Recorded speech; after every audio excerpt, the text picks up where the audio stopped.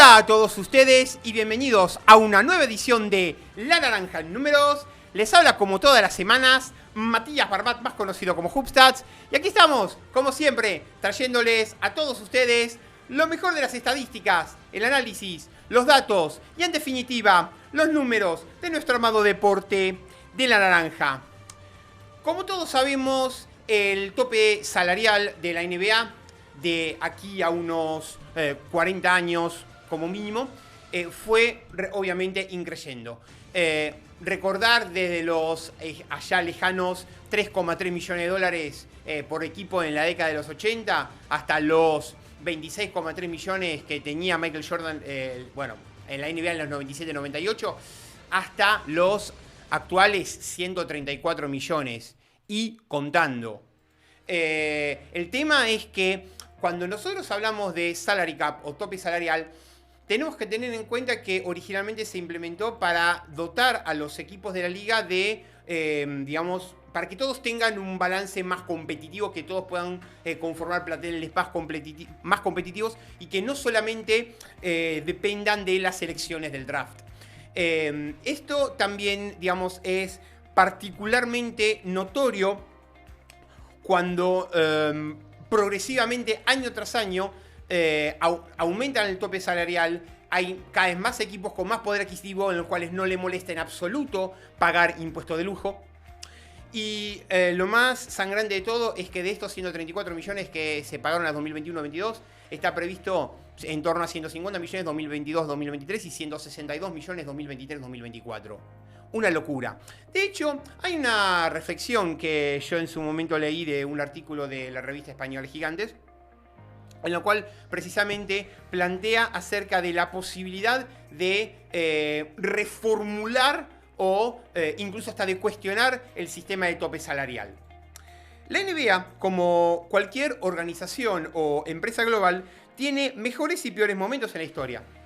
En el presente, la liga vive un boom absoluto con la globalización y la era de las redes sociales, y lo ha aprovechado como muy pocas ligas en el planeta.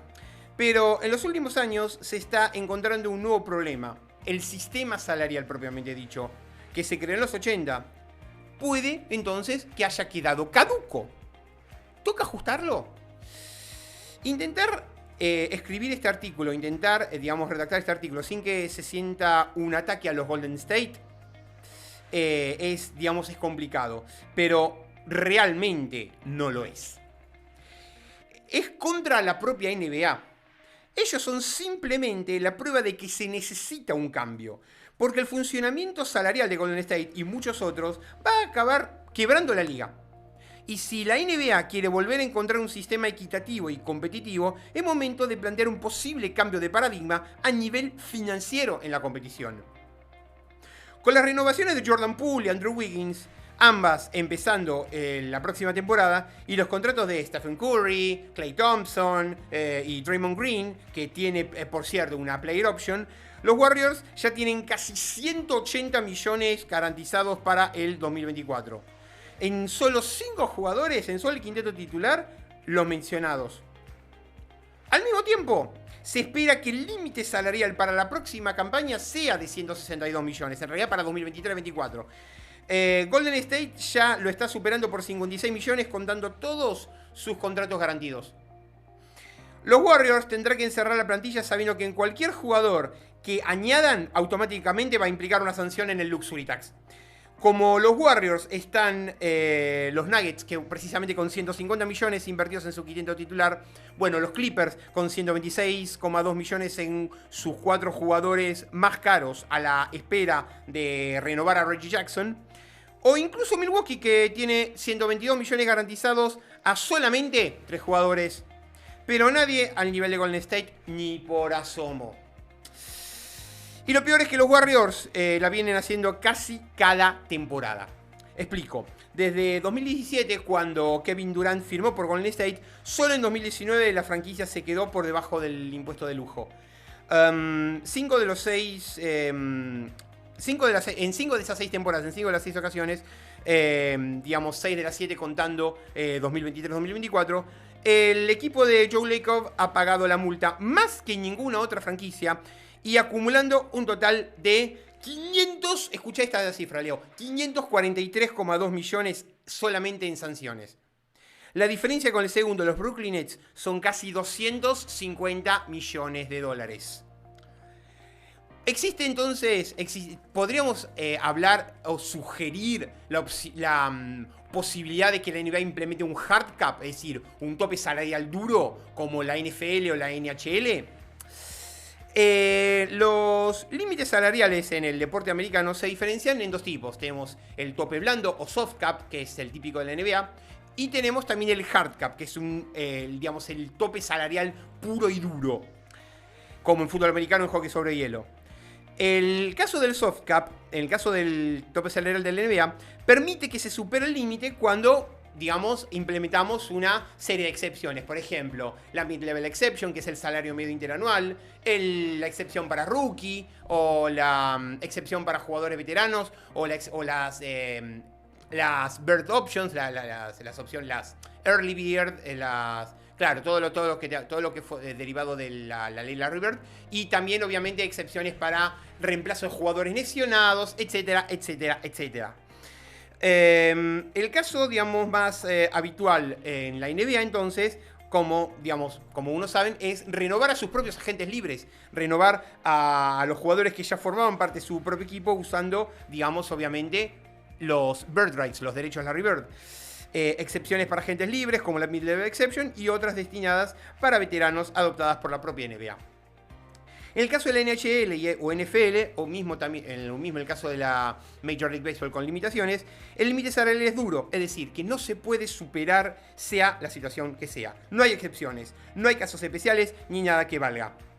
Hay una línea roja que la liga no permite superarse. Y si comparamos ligas NHL, NFL, son las que más equipos distintos han conseguido meter en finales de conferencia o similar en los últimos 10 años. 21 equipos. La NBA se queda en 18. Quizás la llegada, quizás ha llegado, en mi opinión, el momento de que la NBA decida si es buena idea un cambio de escenario por el bien de la competición. En 2016 había dos equipos por encima del impuesto de lujo. Son los Clippers y los Cavaliers.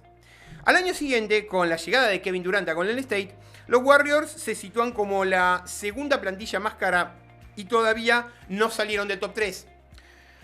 En la actualidad, el número de franquicias que pagan impuesto de lujo es 10. Cifra récord en toda la historia de la liga. Y otra prueba más de que el sistema está roto. Permitir que las franquicias se salgan dicho límite con tanta facilidad anula en su esencia, que es garantizar una competición más equitativa. En la historia de la NBA se han hecho cambios importantes cuando la situación lo exigía. Con Jordan, en cambio, el límite salarial y los contratos máximos, con en su momento Larry Bird, la opción de renegociar con tus propios jugadores en caso de agentes libres, renovar con tu propio equipo, y quizás con Curry incluso, llegó el momento de analizar el sistema del impuesto de lujo. El caso de los Warriors invita a un sistema mixto. Comparar a Golden State con Clippers y Nets es injusto. Los Warriors han construido una de las mejores dinastías de la historia moderna de la NBA desde el draft y con años de trabajo, mientras el resto adquirió a sus estrellas en la agencia libre o vía traspaso, vía trade. No se debería castigar igual, aunque ambos estén en el mismo saco a la hora de tener que pagar demasiado dinero en salarios. Por eso hay que buscar un sistema mixto. Curry, un pick 6 de draft, Klay Thompson, un pick 11, Draymond Green, un pick 35 y Jordan Poole, un pick 28 son piezas clave del último anillo de Golden State. Incluso Harrison Barnes, un pick 7, fue importante y toca añadir el futuro de la franquicia. James Wiseman, un pick 2, Moses Moody, un pick 14 y Jonathan Kuminga, un pick 7. El porcentaje de acierto de Bob Myers, general manager de la franquicia, es mucho mayor al ejecutivo promedio de la liga.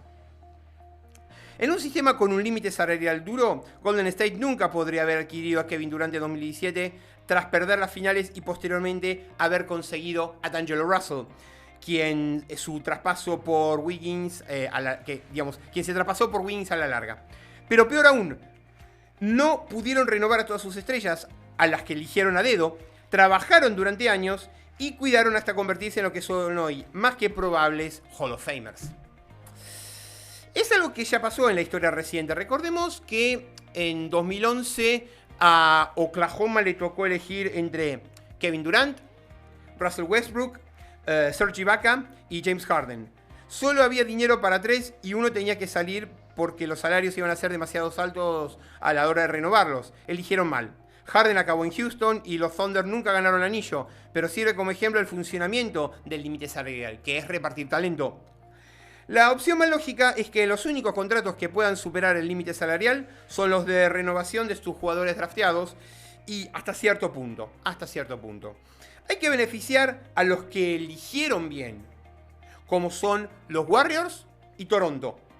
Boston, Cleveland y Phoenix, pero al mismo tiempo, o sea, Warriors o Toronto, Boston, Cleveland y Phoenix, cualquiera de esos 5. Pero al mismo tiempo, para llevar a cabo el objetivo de un límite salarial, que es mantener un balance competitivo en la NBA. Esto no es contra los Warriors, esta crítica es contra la liga. ¿Por qué es muy difícil este cambio?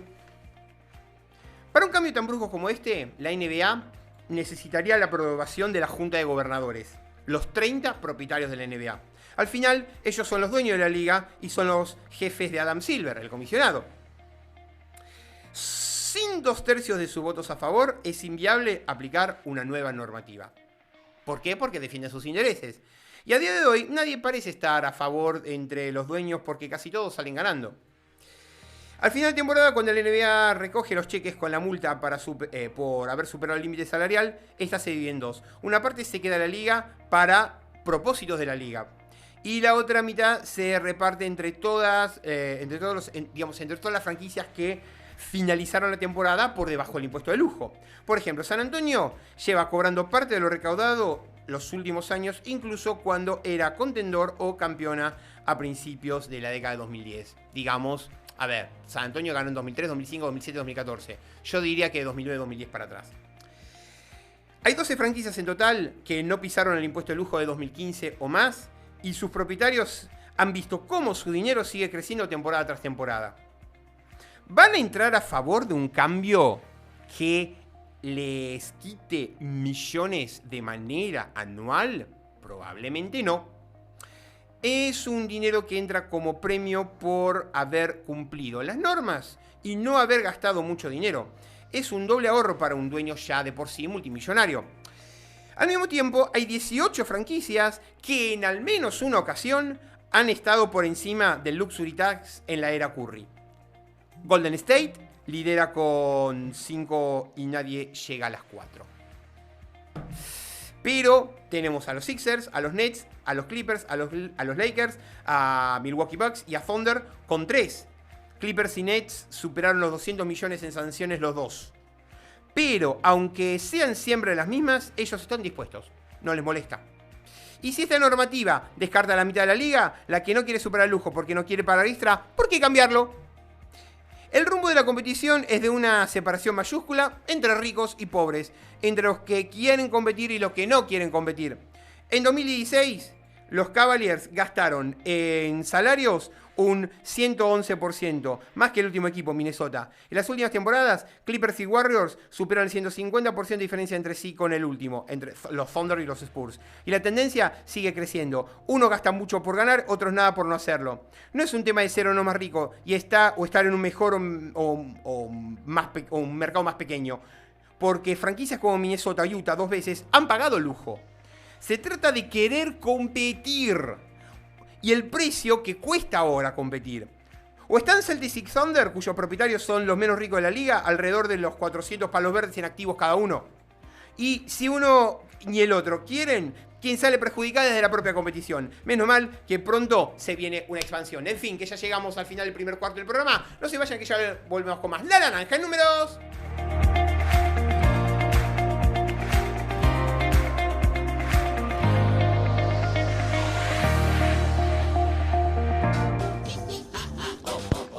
Golosinería Don Jaco. Golosinas todo el año.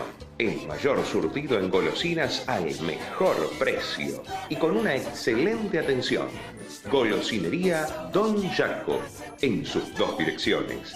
En Villa Urquiza, Avenida Olazábal 5334. Y en Villa Pueyrredón, Artigas 4721.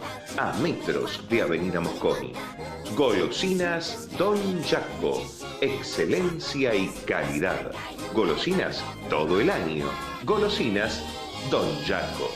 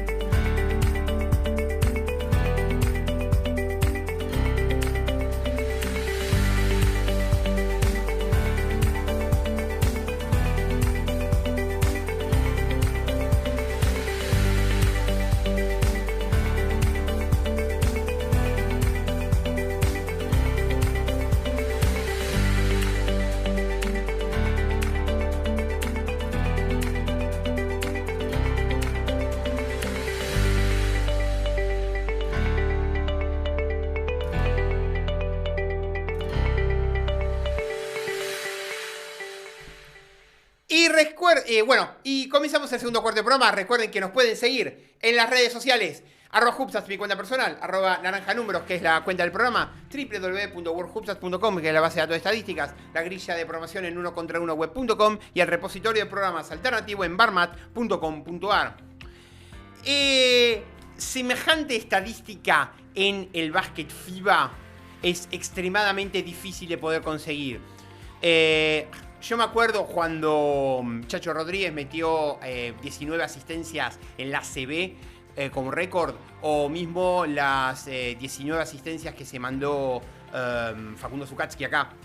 Bueno, DJ Cooper, un base de 32 años, acabó de batir, no una, sino 2 veces en 2 semanas consecutivas el récord de asistencias en la Liga Israelí. Mucho con la ayuda de DJ Cooper, quien, obtuvo el récord con 20 asistencias cuando el Nacional le ganó a la Poel Eilat de visitante por 73-87.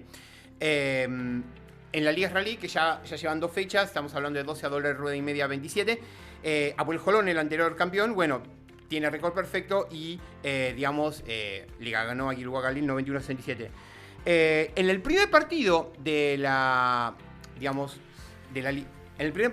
liga, que en la primera fecha quiero decir, DJ Cooper había vencido el récord de batió el récord de 19 asistencias en la derrota que su equipo fue contra Maccabi Tel Aviv por 95-87.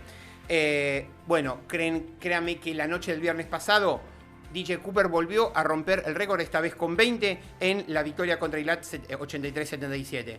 Por cierto, Cooper casualmente había... no es que es un base que necesariamente se destaque anotando, pero es impresionante el poderío que tiene en cuanto a lo que es lectura de juego y, sobre todo, asistencias y robos.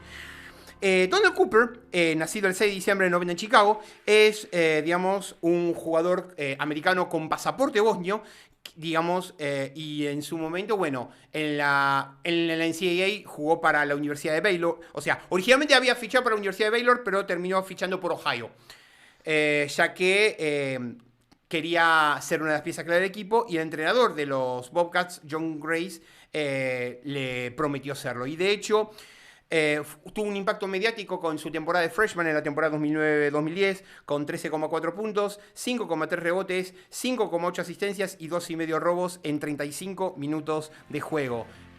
Fue nombrado mejor base de la conferencia Midwest en esa temporada, y de hecho le llegaron a ganar a Georgetown, o sea, un upset, un 14...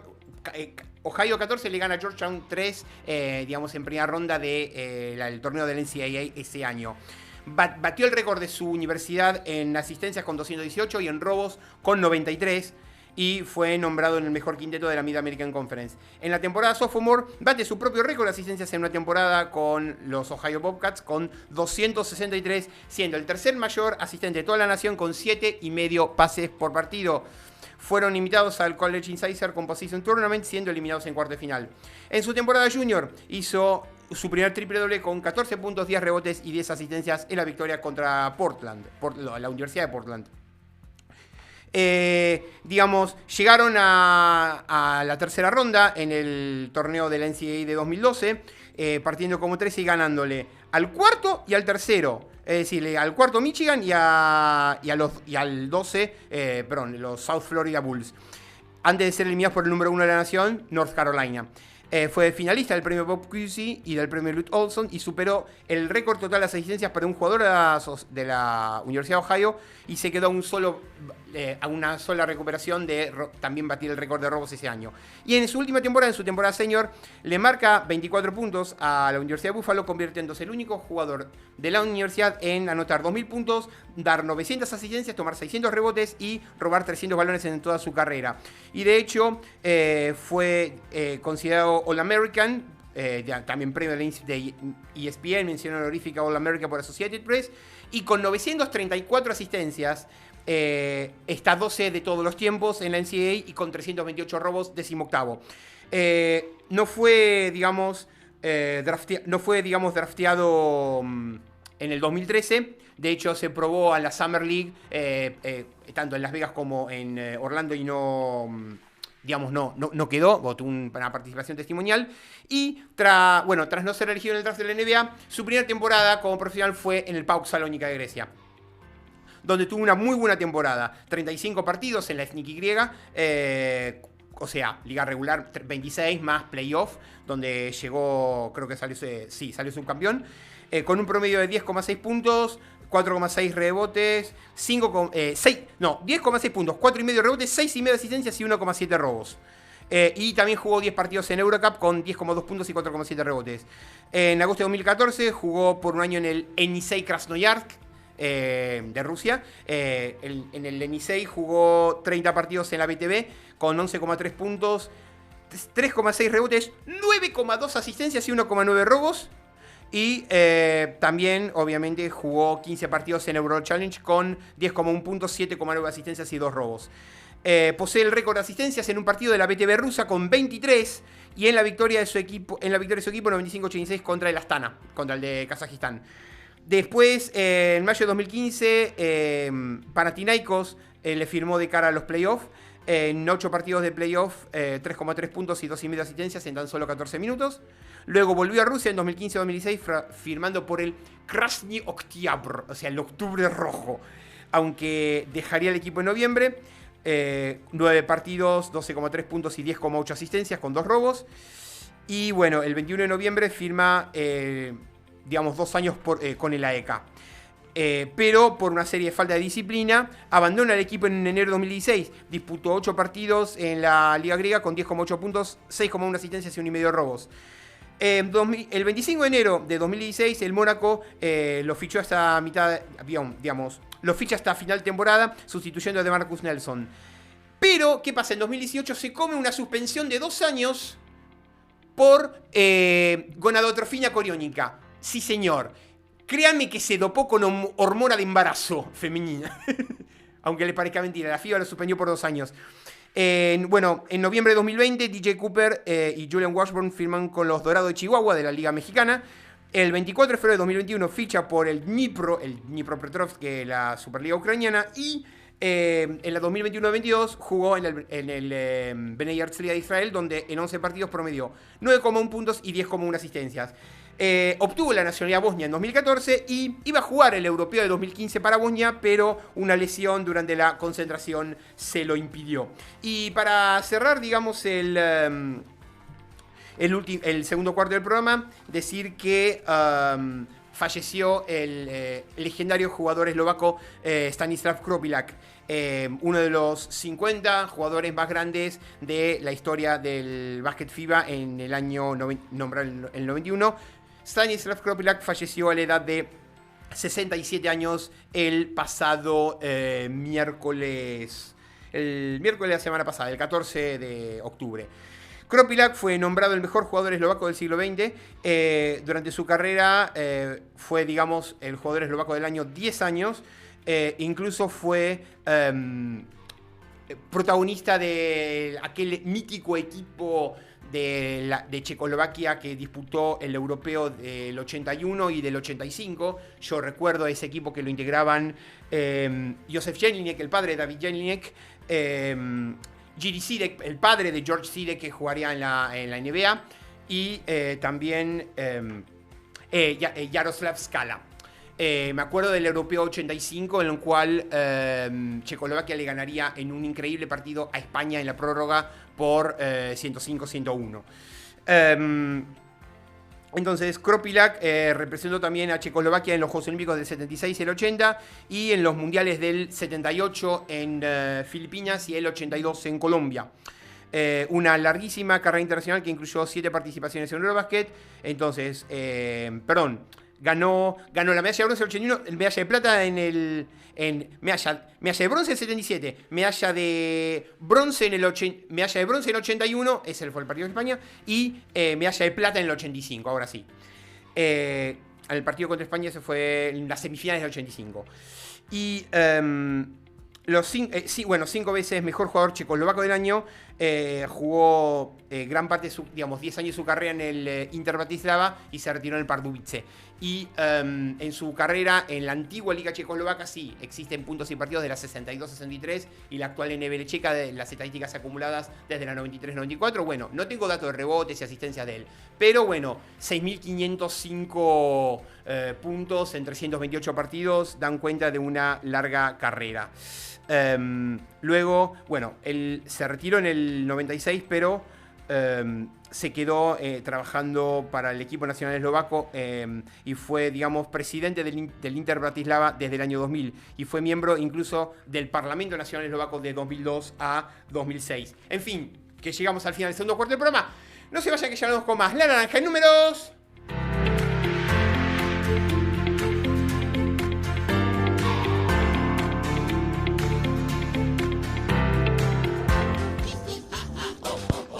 Golosinería Don Jaco. Golosinas todo el año.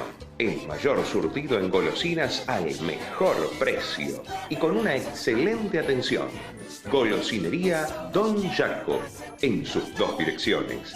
En Villa Urquiza, Avenida Olazábal 5334. Y en Villa Pueyrredón, Artigas 4721, a metros de Avenida Mosconi.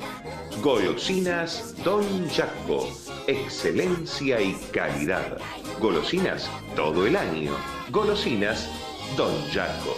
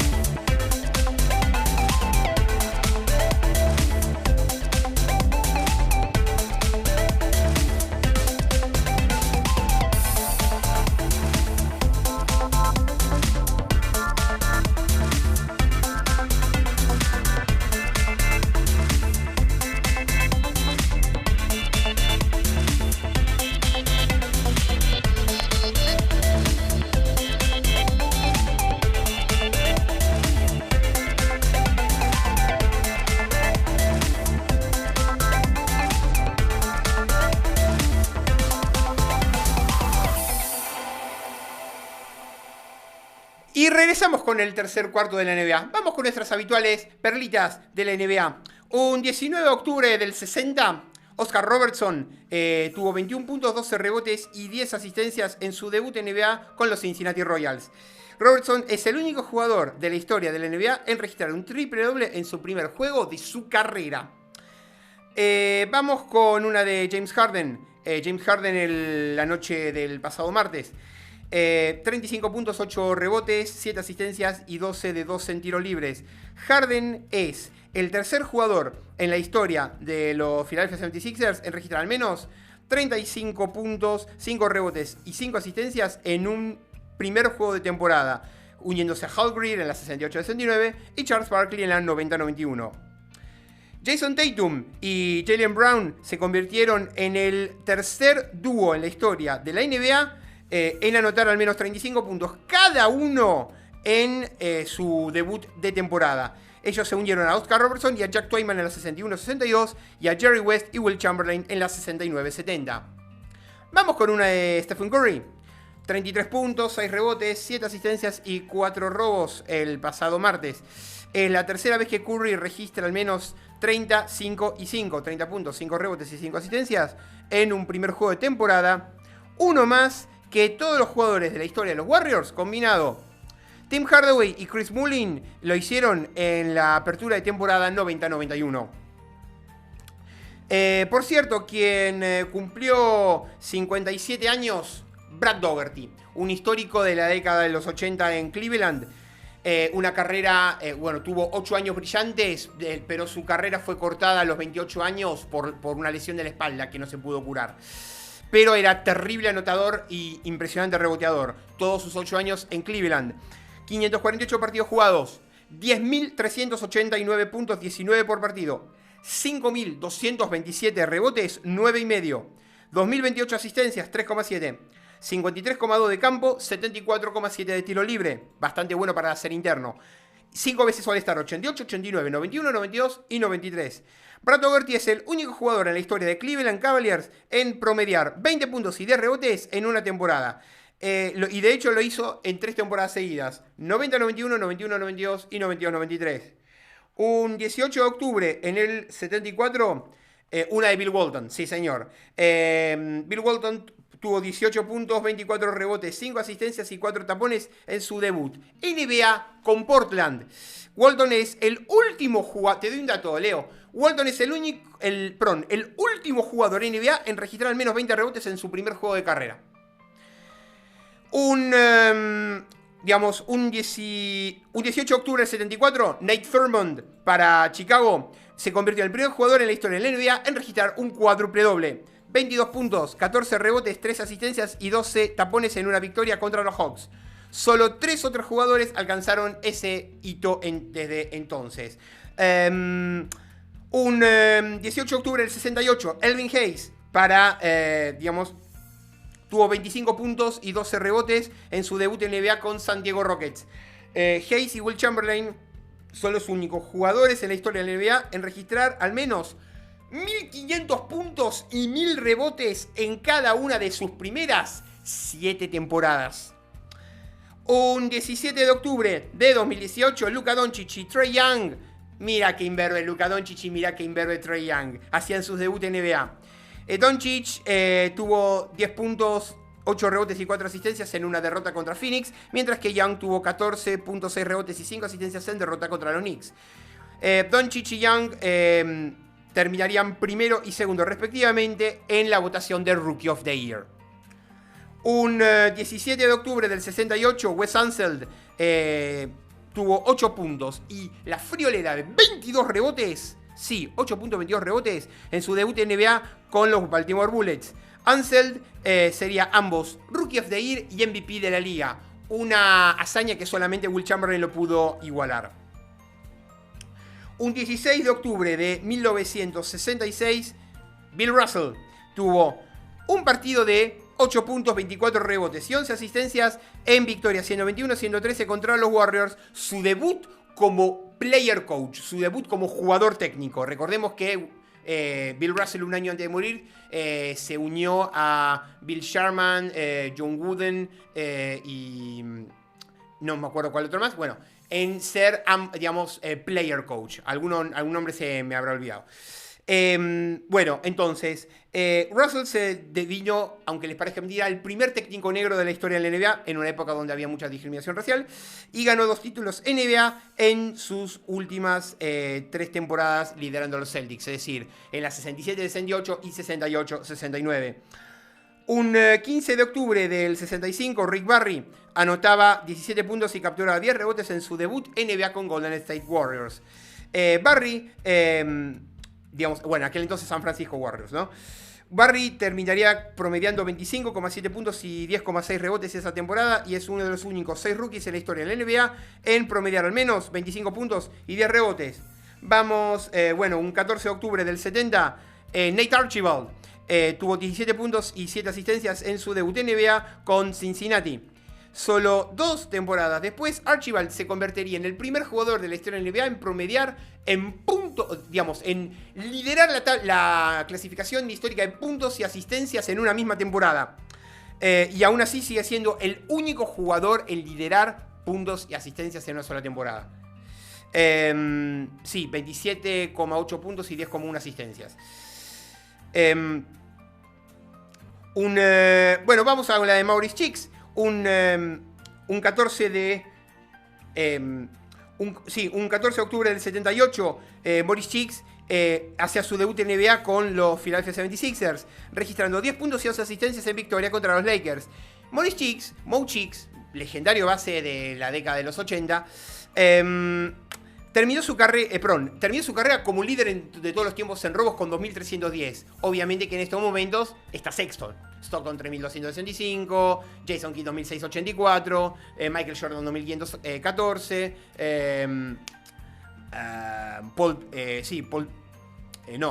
Gary Payton 2.445 y Scottie Pippen 2.310. Esos son los que están delante de Maurice Cheeks, me acordé de memoria. Y bueno, vamos a Dave Cowens. Vamos a hablar de un Celtic para darle satisfacción a nuestro amigo Leo. Un 14 de octubre del 70, Dave Cowens hizo su debut en NBA con los Celtics, registrando 16 puntos y 17 rebotes en derrota contra los Knicks. Dave Cowens promediaría 17 puntos y 15 rebotes en esa temporada, llevándose el honor de Rookie of the Year esa temporada. Walt Bellamy, para Atlanta Hawks, anotaba 20 puntos en derrota contra los Kings, deviniendo el 7º jugador en la historia de la NBA en alcanzar la barrera de los 20.000 puntos. Ahora hay 49 jugadores en ese selecto club de los 20.000. Walt Bellamy es el único de todo ese grupo en tener su mejor partido anotador en su temporada de rookie. Y bueno, y ahora vamos a los cumpleaños. Quien cumplió 65 años el 13 de octubre, Reggie Theus. Chicago, Kansas City, Sacramento, Atlanta, Orlando, New Jersey y jugó la 91-92 en Italia y la 92-93 en Grecia. 1026 partidos jugados. Momento. Y obviamente Reggie Theus integró el mítico equipo que hizo tour con Magic Johnson, que también pasó por Argentina en el 91 y por España en el 94. Bueno, entonces, en la NBA, 1026 partidos jugados. 19.015 puntos, 18,5 por partido. 3.349 rebotes, 3,3, normal para un base. 6.453 asistencias, 6,3. 1.206 robos, 1,2. 47,1 de campo, 82,6 de tiro libre, 2 veces All-Star, 81 y 83. De la lista de todos los tiempos de la NBA, Theus está 30 en asistencias con 6.453 y 62 en puntos con 19.015. Quien cumplió 61 años el viernes de la semana pasada, Doc Rivers. Como jugador tuvo una buena carrera en Atlanta, los Clippers, New York y Sacramento, mayoritariamente en la década de los 80. Yo me acuerdo de su época en Atlanta y los Clippers. 864 partidos jugados, 9.377 puntos, 10,9, 2.625 rebotes, 3,0 y obviamente lo que mejor sabía hacer, asistencias y robos. 4.889 asistencias, 5,7, 1.563 robos, 1,8, 44,4 de campo, 32,8 de triple, no era un gran triplista, creo que tenía 200 y algo de triple, y 78,4 de tiro libre. Un poquito flojito para hacer base. Y una vez All-Star en el 88. Como técnico, obviamente, tuvo pasos por Orlando, Boston, los Clippers y últimamente Filadelfia. En 1.776 partidos, 1.043 victorias, 73,5 derrotas. perdón, 1043 victorias, 735 derrotas, con 58,7% de efectividad, 3 veces All-Star como técnico, 2008, 2012, 2021, coach del año 2008, perdón, coach del año 2000, quiero decir, y una vez, obviamente, el anillo con los Celtics de 2008, ahora sí. Quien cumple 44 años, Jermaine O'Neal. Rebotero, taponador, yo lo recuerdo más en Indiana, pero también jugó sus primeros años en Portland. Entonces, Portland, Indiana, Toronto, Miami, Boston, Phoenix, y cerró su carrera en Golden State. Sí, tiene mira. 1011 partidos jugados, 13.309 puntos, 13,2 por partido, 7.261 rebotes, 7,2, 1.820 tapones, quiere decir 1,8. Ahora sí. 46,7 de campo, 71,5 en tiro libre. 71,5 en tiro libre es bastante bueno para ser un center puro. 6 veces All-Star de 2002 a 2007 consecutivo y Most Improved Player de 2002. Un dato, O'Neal es el, es el que posee todavía el récord de Indiana Pacers de mayor cantidad de tapones en una sola temporada, 228 en la 2000-2001, y de carrera, 1245, obviamente segundo de Rick Smith, el holandés, con 1111. Y para cerrar el tercer cuarto del programa, otro dato Celtic. Bien, quien cumplió 45 años, Paul Pierce, la verdad. Obviamente 18 años en Boston, luego Brooklyn, Washington y los Clippers. 1.343 partidos jugados, 26.397 puntos, 19,7, 7.527 rebotes, 5,6, 4.708 asistencias, 3,5, 1.752 robos, 1,3, 44,5 de campo, 2.143 triples, está top 10 histórico en triples con 36,8 de efectividad, 80,6 de tiro libre, 10 veces All-Star, 2002 al 2006 consecutivo y 2008 al 2012 consecutivo, MVP del 2008 y el anillo en 2008, obviamente. Un dato de Paul Pierce. Paul Pierce anotó al menos 100 triples en 15 temporadas consecutivas, empatado por la mayor racha en la historia de la NBA. En fin, que llegamos al final del tercer cuarto del programa. Nos vamos a 2 minutos de música y ya volvemos con más La Naranja en números.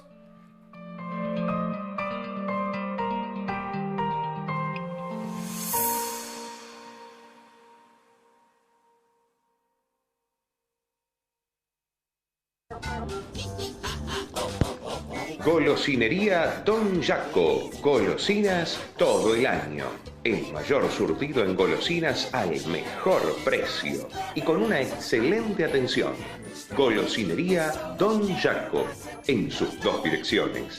En Villa Urquiza, Avenida Olazábal 5334. Y en Villa Pueyrredón, Artigas 4721, a metros de Avenida Mosconi. Golosinas Don Jaco, excelencia y calidad. Golosinas todo el año.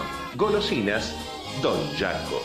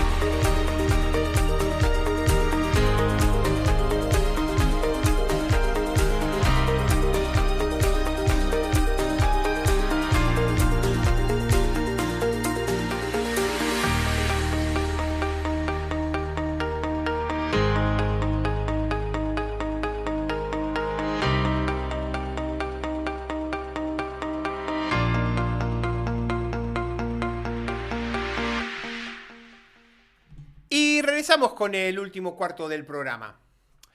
Víctor Wembanyama, esa sorpresa, esa gran promesa francesa que tranquilamente puede ser un diamante en bruto. Muchos dirán, ¿será el mejor jugador de la historia? Como mínimo, dicen que ya es puesto como número 1 del draft para esta 2022-2023. Pero la realidad me dice que tiene unos fundamentos técnicos que realmente causarían la envidia de muchísimos jugadores internos. Imagínense por momentos una fusión de Nikola Jokic con Giannis Antetokounmpo. ¿En qué sentido? Tipo que sabe anotar de cualquier posición, tipo que sabe pelear el rebote, no solamente su altura, el hecho de la lectura del rebote, no solamente los rebotes no disputados que salen producto del triple largo, también estamos hablando de pelearle en la pintura y robar en la pintura.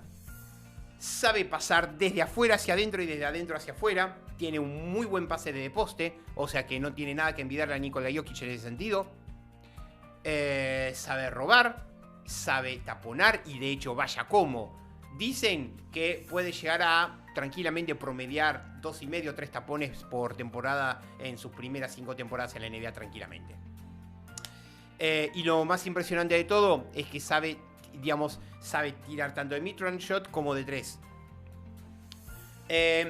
Hay mucha especulación, pero también convengamos que la prensa también sobrevende al jugador y no lo evalúa tal cual es. Es un diamante en bruto. Como en su momento estamos hablando de LeBron James, como en su momento pudimos hablar de Zion Williamson, o como en su momento pudimos hablar de Greg Oden o de Giannis Antetokounmpo. Tiré 4 ejemplos en los cuales 2 fueron exitosos y 2 no necesariamente. A lo que quiero decir es que hay que dar tiempo al tiempo y solo el tiempo dirá si Wembanyama pueda llegar a ser la leyenda de la NBA que todo el mundo dice. Por cierto, hacer las cosas a su manera única no es raro para él. Entonces, él en su momento declaraba a Tanya Gangil del New York Times que siempre sentí que estaba a otro nivel, estaba viviendo una vida diferente a la de todos los chicos en la escuela, por ejemplo, incluso hasta en la primaria. Estaba pensando diferente a todos, siempre he tratado de ser original en todo lo que hago, y realmente es algo que me queda en el alma, ser original, ser único, no puedo explicarlo. Creo que nací con eso, le dijo a Tanya Gangil de New York Times. Antes de convertirse en profesional a los 15 años, tuvo un gran éxito a nivel junior. A partir de ahí se unió al Nanterre 92, al Metropolitans 92. O sea, primero fue el Nanterre 92 y fue nombrado el mejor jugador joven de la prueba francesa antes de cambiarse a Villeurbanne y obtener el reconocimiento del mejor jugador joven por segundo año consecutivo. Renunciando a su contrato, se marchó al Metropolitans 92, el antiguo Paris-Levallois, en junio pasado. Ya considerado entre los favoritos para la primera selección del próximo draft de la NBA, o al menos entre las mejores selecciones, mejoró enormemente su valor presentándose a la audiencia de Estados Unidos en una gira reciente que hizo el Metropolitans 92 con un par de partidos de exhibición. Promedió 36,5 puntos por encuentro y fue excelente en múltiples áreas muy poco comunes entre los grandes. Y por cierto, vamos a hacer un extracto del análisis que en su momento hizo mi gran amigo Juan Esteves, a quien le mando saludos. Wembanyama tiene una combinación sencillamente espeluznante de altura, 2,18 m, largo de brazos, 2,34 m de envergadura, velocidad y coordinación, además de talento para jugar la bola en su poder. Tan impresionante es ver al joven francés que Mike Schmitz, el ex especialista del draft de ESPN, hoy directivo de Portland, lo calificó este año como el mejor proyecto que ha llevado en su vida, por encima de nombres tan recientes como Zion Williamson o, me acordé recién ahora, Luka Doncic. A pesar de que jugó buena parte de la campaña con 17 años, Wembanyama ya ve acción regularmente en los máximos niveles europeos. En la temporada pasada disputó 13 partidos de Euroliga, titular en 8 de ellos, y promedió 6,5 puntos, 3,9 rebotes y 1,9 tapones en apenas 17 minutos de juego. Sus números fueron todavía mejores en la liga francesa. 8,3 puntos, 4,5 rebotes y 1,7 tapones en 17 minutos, lanzando un 46% de campo. Aunque es lógico que las estadísticas de un joven de 17 años no sean espectaculares en ligas tan exigentes, hay un dato que ya lo pone entre los mejores del continente. Mientras estuvo en cancha, Wembanyama le dio un tapón al 11% de los dobles intentados por los rivales.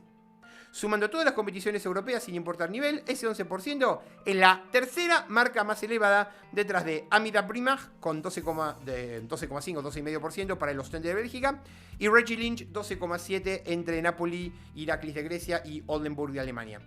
En otras palabras, Wembanyama ya está entre los 4 mejores taponadores, ya está entre los mejores taponadores del planeta. Algo que revalidó a nivel juvenil cuando promediaba 4,7 tapones en 22 minutos durante el último Mundial Sub-19, en el que dio 2 años de ventaja. Incluso en la final de ese torneo, ante los Estados Unidos de Chet Holmgren, Jaden Ivey y compañía, Wembanyama terminó con 8 tapones en 27 minutos, además de 22 puntos y 8 rebotes.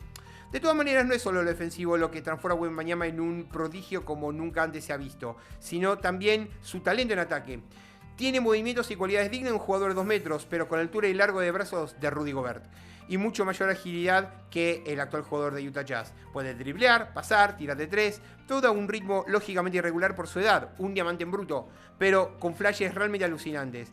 Aunque algunos nombres del ambiente norteamericano intentarán recuperar terreno en el próximo año, si no sucede nada extraño, el draft de 2022-2023 lo verá como seguro número 1. Antes de que se haga oficial la selección. Mientras las franquicias le dan la bienvenida a su clase de rookies 2022, al menos de reojo, ya empiezan a soñar con un talento tan singular como posiblemente generacional. En fin, que llegamos al final del programa. Nos pueden seguir en las redes sociales, @Hubstats, mi cuenta personal, @naranjanúmeros, que es la cuenta del programa, www.worldhubstats.com, la base de datos estadísticas, la grilla de programación en unocontraunoweb.com y el repositorio de programas alternativo en barmat.com.ar. Entonces, será hasta la semana que viene con más La Naranja en Números.